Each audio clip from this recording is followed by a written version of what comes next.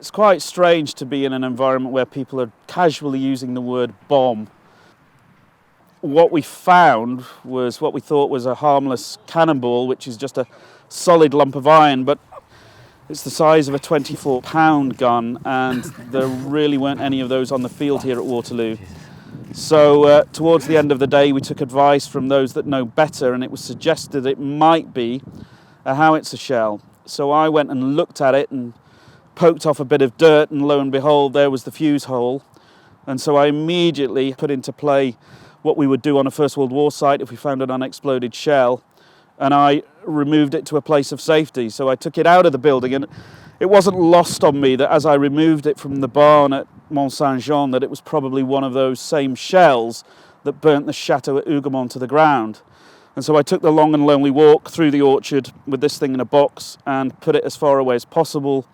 We cordoned it off, we phoned the police, they came out, they phoned the déminage, which is the army bomb disposal unit, and they spend most of their time working with unexploded bombs from the First and Second World Wars. They don't have much Napoleonic stuff coming their way.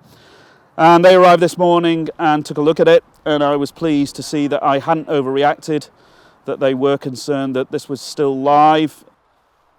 It's essentially a large, thick, hollow iron ball which is filled with gunpowder with a fuse on it, and as it's fired from the howitzer, which is a short-barreled cannon, if you like, it's almost like a mortar, fires at a high trajectory.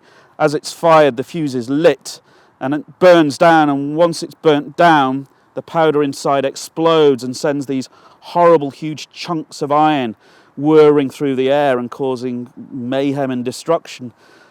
In this case, that hadn't happened, and for some reason the fuse hadn't ignited the powder. It had smacked into the earth, and we found it at a metre down. And that weapon explains why, because it would have been coming from a high trajectory, dropping down onto the wet ground and then just burying itself.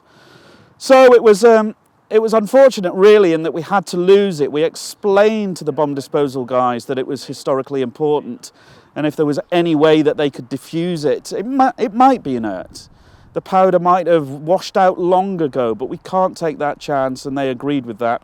And they said if there was any way that they could bring it back to us, disarmed and safe, or even cut in two, I wouldn't mind seeing that, they would do so because they recognised its historical interest.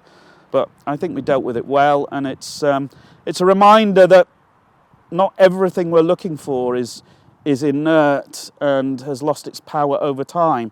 And I think, like the human remains, it has reminded us that battle is a cruel and destructive process with a massive human cost.